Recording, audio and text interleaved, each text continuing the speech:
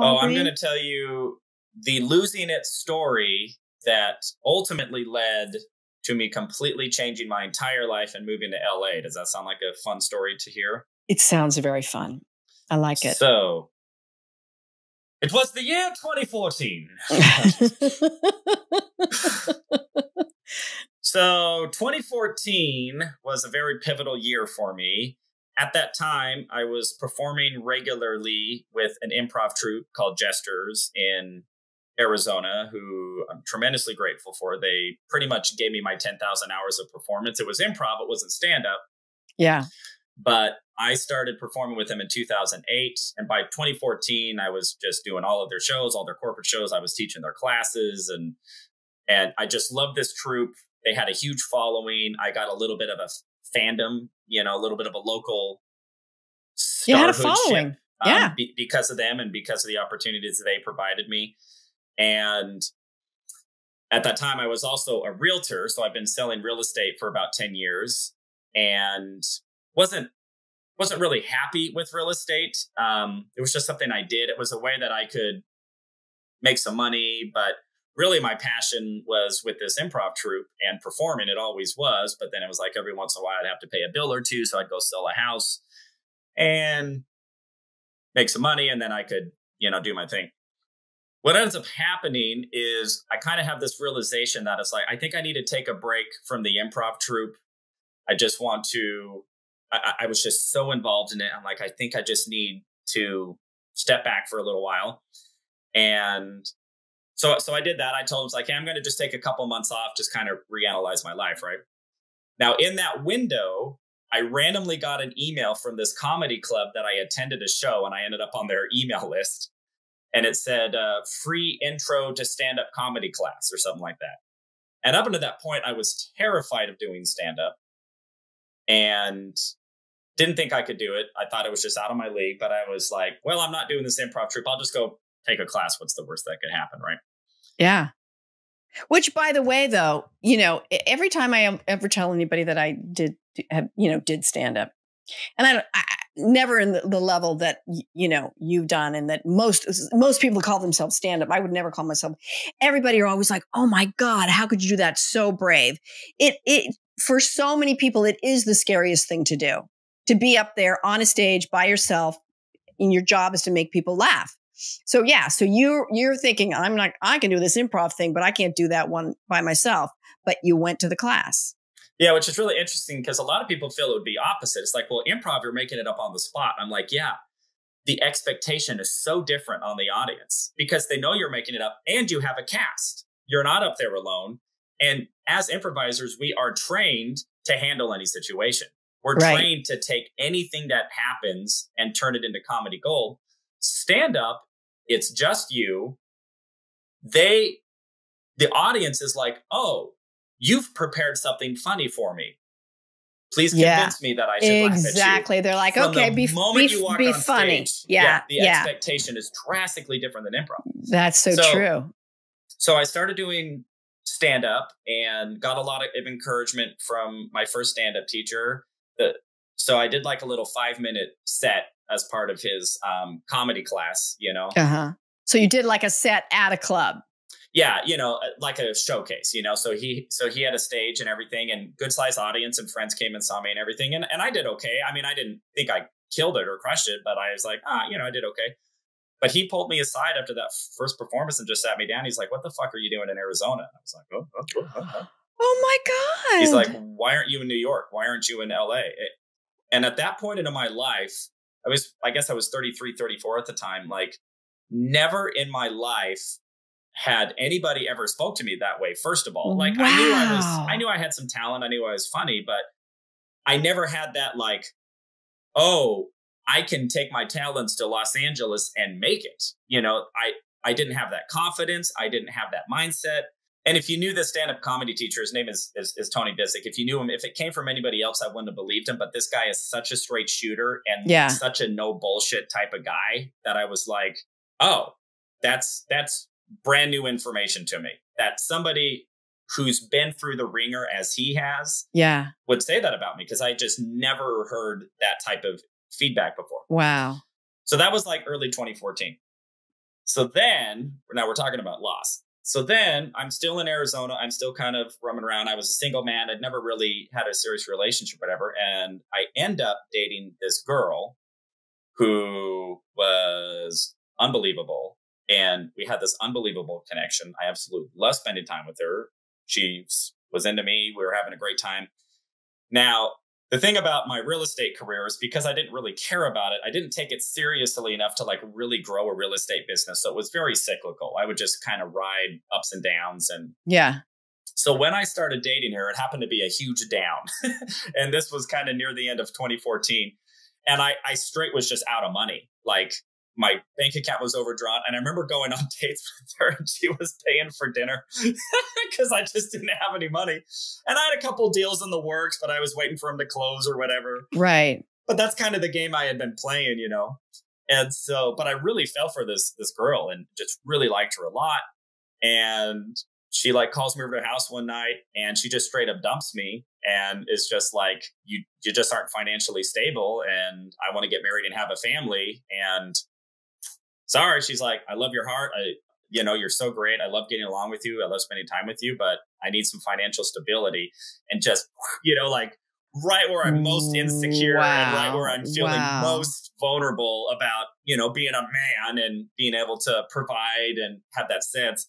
Yeah. And that's so true because for men, I think, their egos, because of the way the culture is, your ego is so attached to your income and with women, it's usually much more, what you look like, what your weight is, how big your boobs are, whatever. But with men, it's like, what, how many commas are in your income? You got some commas, buddy, and wow. And especially to have her say, I love your heart, but it's not even like, it's not working out. I don't really like you. No, I really dig you. Yeah. But you're not making any, I want to have kids and oh my God. Yeah. And I was just devastated. So I drove home from that. I'm bawling, I'm like praying the most pathetic prayers to whatever God is, given an ear up there. And, I took like, I actually had this, this trip that I had planned, this kind of like weekend retreat thing that I was going to.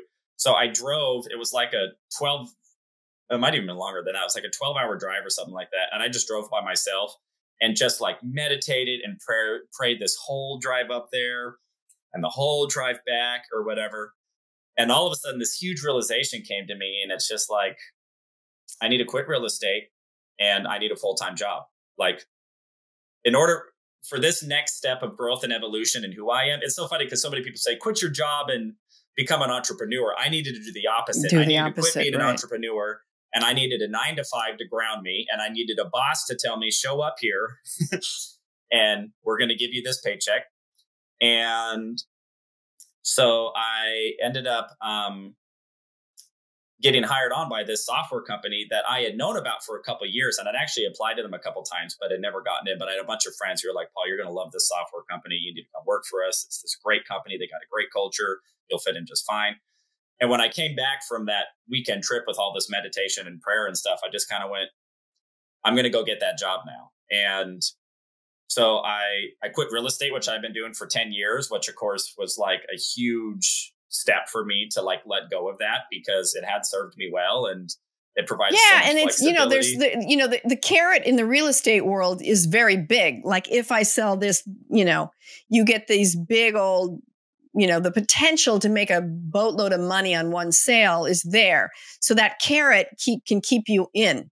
And plus, right? And I was my own boss. Like I was nobody told me where to.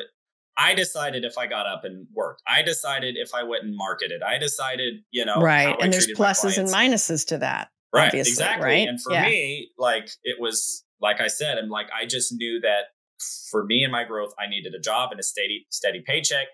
And just to also give me that confidence to show like, no, I can actually sustain an income and I can be responsible and all of that. So I ended up getting this job. And it's I just want to say, because I think the money thing is such a big piece of well, first of all, it's just a basic piece of survival, but it's also a big piece of creating stability, but a self-esteem thing too. Oh, and so for mental health and emotional health and everything. And so being able to go, no, this is what taking care of me looks like. It really, you could think that, real estate with no, that's the thing that would be more attractive. But that stability and being willing to step up in a way that you never had to before. I don't know. Does that make sense? Yeah. Yeah, absolutely. Yeah. Yeah. And ultimately ended up being probably the most significant decision of my life, because what ended up happening, so I started working for this software company called Infusionsoft. They are now called Keep. At the time, they had a full-time employee whose official title was Dream Manager, and I'm not making that up. He was this glorified life coach whose only job was to help all the employees fulfill their dreams, right? So I start working for this company. I meet this guy. His name's Dan Ralph, unbelievable human being. We're still friends to this day. And so I just start meeting with him. And on the first time I meet with him, he just sits me down. He's like, what's the thing that you really want that you're so afraid to say because you think it's so ridiculous and it could never happen, but deep inside you really want it? And I knew instantly what it was. It's like, I want to be on a sitcom. Like, I have wanted to be on a sitcom since I was a child. And there's a whole reason behind that, psychological and daddy issues and stuff. But it's like... and also because it would be really fucking fun. And also because it would be really fucking fun. Hello? Right? And I watched I would watch The Office, and I would see these character actors and like, these guys are so funny. And I'm also like, I could so be one of those guys, or The Big Bang Theory, or Seinfeld, or any of those, Parks and Rec, all of them. And, and I know I have that comedic performance in me. I know I have that commitment. I know I have that character ability. I know I have that. Because now you've done improv, which is acting is reacting. So you've got all these improv hours of reacting to what's actually happening, which is one of the most important basics of acting, where you've also done characters, where you have to think on your feet. And now then you've done stand-up. So you've really got some big fat chops going on now. Yeah. And I've been studying stand-up now for about a year with that same teacher or whatever. So between Dan Rouse and then Tony Visick, so my dream manager and my stand-up comedy coach, they were kind of working in both ears. And what ended up happening is the software company opened up a remote position for me so that I could move to LA and pursue comedy, but move out there with a job. So I have some income. God. Whole bunch of other miracles happened about how I ended up in Pasadena and the timing and everything. And everything just opened up. And so in 2014, I lost the girl of my dreams. I lost the improv troupe of my dreams. I lost my real estate career. But with that, I gained really following my heart and my dream and my passion, which has always been to perform and to spread joy through laughter, which is, from as far as I can tell, why God put me on this earth, unless he tells me otherwise. Oh my goodness. No, I talked to him this morning. Oh yeah. He said, no, he said, I think Paul should stick with the comedy thing. Good. And evidently I'm going to make it as well. Is that? Yeah. Said? Actually, God's a woman, but yeah, that's what she said. Oh, I'm all about actually, have you read a book or heard of a book called Conversations with God? Yes, I've heard of it. I have not read it. Is it so fantastic? Okay. The audiobook is great. But anyway, it's just this guy who's just writes questions to God and then he hears God's voice. But in the audiobook, the voice constantly switches back and forth between a male and a female voice with no explanation. And who needs one? It's because I've always felt that. I'm like, whoever's up there, come on. White dude with the beard. Come on. Come on. Come on. Come on. Yeah. So, okay. So that is a fantastic story. That is a great story. And I have to say that I've really been listening to you. I've been riveted. And just about 10% of my brain is like, who can you set Paul up with? I swear to God, half of me, because first of all, you're adorable. Second of all, but you're funny and you have this huge heart and you have this spiritual life and you're on a path. And I'm like, oh my God, why? But I don't know any women, your age. Worthy of this Fine piece of man meat. I know no one worthy. No one is worthy. And I'll have to work on that. But yeah. So, wow. So I do want to hear a little bit about the Pasadena magic that happened, because you've mentioned that so many times and we have a little bit of time. Tell me how how this good deal in Pasadena came about. Sure. So I was actually raised with a religious background, and I do no longer subscribe to the religion, but it was a significant part of my life and upbringing for most of my life. So I was raised as a Mormon, and there's this website called ldshousing.org. And when I lived in Arizona, I used to live in this house, and I kind of managed it on behalf of the owner. So I'd always just rent out the rooms to other LDS singles, right? Uh-huh. So when I first thought of moving to California and I was just starting to get some information, I was like, oh, what is this actually going to look like? What is the real estate situation? Because all I've ever heard was it's expensive. And so I never really investigated. So I actually just went on ldshousing.net, and there was this room for rent in Pasadena, and it was like $750 or something. Like, I could totally do $750. That's nothing, right? I mean, I was paying $325 for a master bedroom in a 2-story bedroom house in Gilbert with a pool and a jacuzzi. But, you know. But you were in Arizona. But $750, I have a full-time job. And I Googled it, and I'm like, this is like 20 minutes from Hollywood. This is perfect, girl. And I hadn't even decided I was moving yet. This was like after I'd had that interview with Dan Rouse, and he was just like, well, just start to see what it would look like. Just start getting information instead of just creating barriers. You know? Right. Like, creating the reasons why it can't work. Oh, real estate's expensive. Great. Now I don't have to do anything. Right. How expensive is it really? And could I make it work? And what would it take to make it work? Right. So I find this room for rent, and I actually just emailed the guy, even though I hadn't even decided I was moving. There wasn't, that remote position hadn't opened yet. I hadn't talked to my bosses about it. It was like way premature, but I just emailed the guy who had the ad up. Mm-hmm. And he emails me back. He's like, oh, we actually just rented the room, but I'll keep you in mind. I was like, okay, whatever. And I was like, but it existed. I'm like, okay. So a room for rent for $750 close in to Pasadena, Hollywood exists in the ether. And that is something that I could make work. Right. So fast forward 6-7 months later, now the remote position is working out. Now it's go time. And at the time, a good friend of mine was moving out to LA at the same time as me. And he and I were in Los Angeles. Another comic? Yeah, another comic. And he and I were looking for places, and I was like, this is going to work out great. I know this guy. We get along great. We'll be able to split rent. This is going to be great. And we find this apartment for rent, and it's affordable, and we're going to be able to make it work. And we're like, I'm in communication with the realtor. And then he's like, oh, hey, Paul, come meet me for coffee tonight. And I was like, good, because the realtor of this apartment wants to talk, wants some more information or whatever. So I show up to coffee, and he's like, hey, listen. Hey, listen. Is there any way that changed. maybe you could just be on the lease and I won't be on the lease, because I'm not really sure if I'm going to be around in a couple of months or whatever? Pretty much like, will you hold the bag financially and I can be off scot-free? And I'm like, no, that's not going to work. And bye-bye. And I was still, pretty sensitive and not very confident in what I was doing, and I literally went to the bathroom of whatever the coffee shop was, and like curled up in the corner of the bathroom stall and cried for a little bit.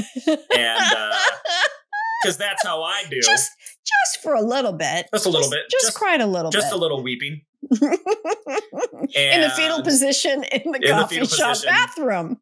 It was the bigger stall, though. I was not near the toilet, so I don't think I was in the splash. It was the handicap stall, which is where you worried about. It was for those of you worried about bacteria and whatever. Mm-hmm. Mm-hmm. So anyway, so I was like, okay, well, now I don't know what to do. So later that night at about 8 p.m., I get an email from the guy who I had emailed Mr. 6 months before. And he goes, hey, Paul, are you still looking for a place to rent? Because we have somebody moving out. He just remembered me somehow. And I was like, well, it just so happens I'm in LA looking for places right now, and I'm moving out this weekend. When's it going to be available? He goes, oh, the guy's moving out Saturday. And I'm like, cool, I'll move in Sunday. And the universe, oh my God. I haven't even seen the place yet. So the next day I go see the place.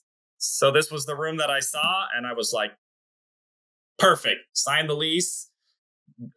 His guy moved out Saturday. I moved in Sunday and been here ever since. So there you go. Yay. Thank you, universe. Thank you, universe. Yes. Okay. Well, that is a great story for a number of reasons. And basically, you know, the universe just kept nodding its head, and you made a decision, even though you didn't know that you'd completely made it. You had made the decision, and that, I think, and that's why things opened up. Yeah. I think that's awesome.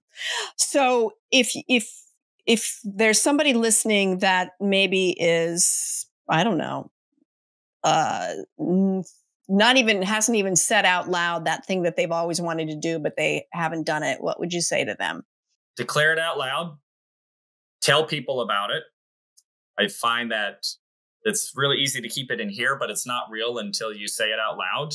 Yeah. And change the questions you ask, because our brains, what I've learned, are just problem-solving machines, and it will solve whatever problem we ask it. And if we ask a problem, hey, how come this won't work? The brain will tell you all the reasons it won't work. Mm-hmm. And then you won't do it. If you ask the question of, hey, how can I make this work? Or what would it take to make this work? Or what might that look like? Or how could I accomplish this thing? Then the brain will be like, oh, I got all kinds of answers for that as well. And then those answers will start to manifest and open up, and pathways will start to happen. And all I can say is you will be fucking surprised what the universe can make happen in your life if you just let it. I'm speaking to me. I am surprised what the universe has made happen in my life when I have just let it. Absolutely. That is so great. I love that. There's a Bob Proctor. Are you Bob Proctor guy? He has a bunch of guided meditations, but one of them, and he says, if you can picture it in your mind, you can hold it in your hand. But he also says, you know, when you think about, it's an abundance affirmation, picture somebody anybody that has the life that you might want. Like, I'm not articulating it correctly, but I always think of Tina Fey, or I think of Phoebe Waller-Bridge, or I think of all the people that have these careers that are similar to what I'd like, where they're writers and performers, and maybe they're also producing. And it's like, think big and visualize it and plan it and let that resonate within you, and things change. Things just begin to change. So great story, Paul. I had no idea you were a law of attraction person. But makes me really happy to hear that, and I'm into it big time. Losing